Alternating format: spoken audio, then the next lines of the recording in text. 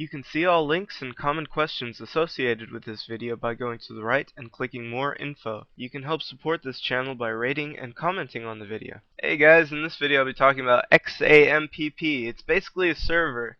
It installs Apache, PHP, MySQL, Perl, and even FileZilla in a simple installer. You don't have to configure anything, and yes, it's free. It's just a simple server. You run the installer and you have a server on your computer.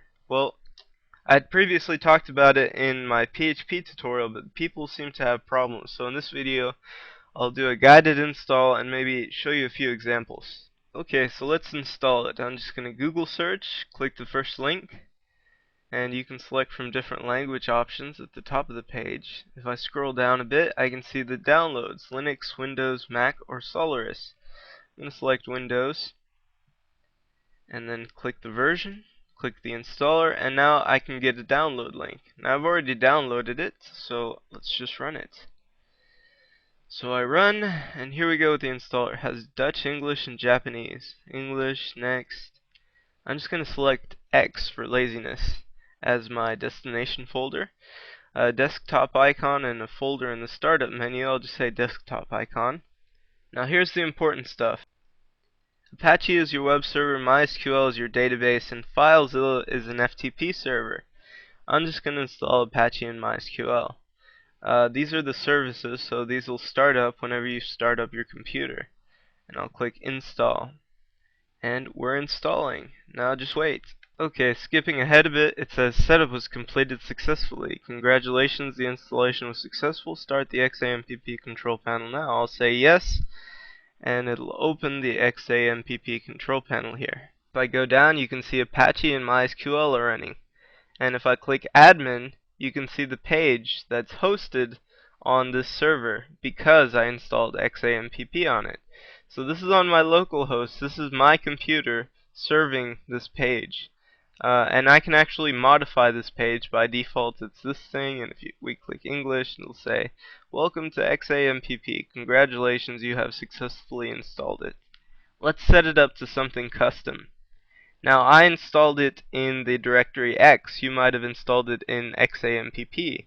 So I'll just click X, and actually the websites are in htdocs.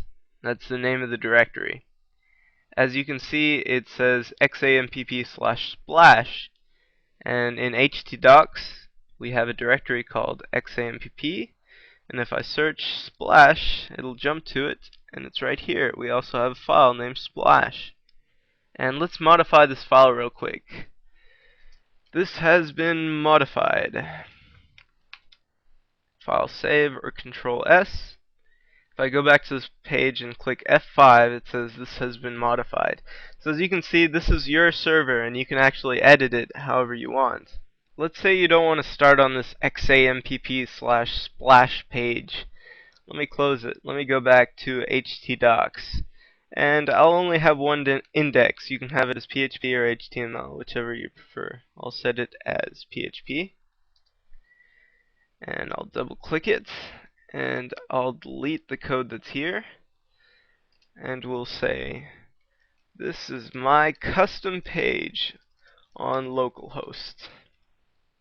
I'll Control S to save or file save, and then let's go to localhost and refresh. This is my custom page on localhost. There you go, you have a server. Also, if it doesn't show up for localhost, that has something to do with the host file on your computer. But you can also access it through 127.0.0.1, which is some kind of alias for the computer's home IP address. So it says this is my custom page, and now you can practice your PHP too, or whatever you want to practice on your own web server. Echo, this is a test, and file save, and there it is. Okay, a few questions people might have. Can you send websites you make on this web server to a friend? Yes, but you don't want to send them localhost because that'll point to their computer. You have to go to Google and say, "What's my IP?" And you'll get a site. It'll tell you your IP. If your friend can paste it into the location bar and access your site, then it worked. Otherwise, you may have a hardware or software router blocking you. You have to port forward port 80 in order to have it go to your site. I really don't recommend a home web server as a primary host for your website. I mean, it's really great for testing and development. You can create something, modify it, and then just F5 or view it on localhost and you can see the changes. You don't have to upload to a web server. However, there are several disadvantages. For one, you have to keep your computer on all day long. Secondly, many people have dynamic IP addresses, which means your website location may change from day to day. And sometimes it's actually against your internet service provider's terms of service. So it's actually better just to get a free web host, and they do exist. There are several that are pretty decent. If you go to Google and type Jimmy R web hosting, you can see a list of web hosting companies I've compiled. This is my dedicated server. This is where my website is hosted at. It's pretty expensive though. If you want a free host, there's Tripod, Google Pages, GeoCities, FreeWebs. Tripod has limited support for PHP, I think, too. There's also free hosts with advanced features, and I actually really liked AwardSpace. Now, many of these sites actually put ads on your website. So they do give you free hosting, but in exchange they put their stupid ads on it. But it's not horribly bad for testing. If you've never had a website before, it's a perfect place to practice. They give you plenty of bandwidth and stuff. If you want free domains, .com, .net, .org don't exist. Sorry. Usually you're going to get a subdomain. If you want a .com, .net, or .org, you can go to GoDaddy, Yahoo, or any other site that sells domains and just register the domain with them. It's not that much money. It's like $9.99 a year or something. It's like going to buy a freaking pizza. So don't worry about the cost too much. For free, you can get co.nr.tk.zones.in and noip. These are some free domain extensions you can get, like mysite.tk or something. They usually come with a catch, but in any case, they're free. Also, there's dedicated or shared hosting. If you want something a little better with MySQL, PHP, and no ads, then sorry, but you're usually going to have to pay. And here's the list of servers I recommend.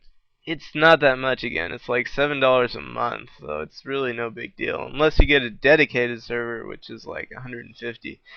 DreamHost, Lunar Pages, 1&1, and Hosts. There's several really decent servers that are pretty inexpensive, so don't think it's really out of your range. Okay, let me backtrack to the Xampp control panel real quick, and let's talk about MySQL. If I click this admin button, the first time it opens, it should prompt you for a username and password. If you want to set one, go ahead. I really recommend it if you're on a shared network or you don't have some kind of firewall. If you want to easily modify MySQL stuff, you can go to the directory where you installed Xampp, for me it's X, and move PHP myadmin into htdocs. PHP myadmin is an easy PHP interface to interact with MySQL. And I can go to any database or create a database, and I can make SQL statements. This is perfect if you want to go through MySQL tutorials, because you can just do it through this form.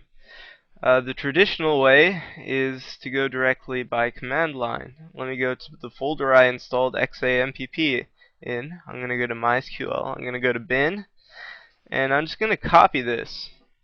Now I'm going to go to Start Run, or Windows key R to open the run prompt, and type cmd. I'll type cd and then the directory. And now I'm in the directory, and now I can say MySQL dash the user is root, or whichever user you entered. If you have a password, type -p, and I'm in MySQL. Now I can start the tutorials, I can start editing, modifying, creating, whatever I want to do. Okay, let's talk about PHP real quick. Your PHP files are located wherever you installed Xampp in a directory called conveniently PHP. From here you can also use PHP from the command line. If I say let's make a new file, foo.php, and let's edit it, and I'll say echo, echo hello.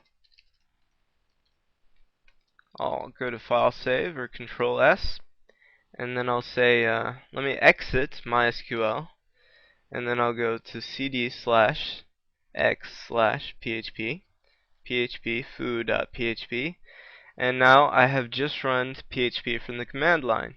So that's another option. Also, if you want to edit your php.ini, it's not in the PHP directory. Well, it is, but that's actually a fake one. This is an evil fake. It's a forgery. It's bad. It's not the real one. You want to go back to the Xampp directory and go to Apache, go to bin, and for some reason there's a php.ini in this folder, and this is the one you want to rely on. Now that I'm in the Apache directory anyway, let me show you where the Apache configuration file is. It's right here in the conf, and it's http.conf. So if you want to configure Apache to do whatever you want, you can also edit it here. You can set up your own little subdomains or what have you. Okay, that concludes the Xampp tutorial. If you want to learn how to set up your own website with HTML and CSS with no prior knowledge needed or software, just search YouTube for Jimmy R.com HTML tutorial. If you want the basics of PHP programming, search Jimmy R.com PHP tutorial. Anyways, thanks for listening. You can see a full list of my videos by going to youtube.jimmyr.com. If you like my videos, please subscribe. Anyways, thanks for listening.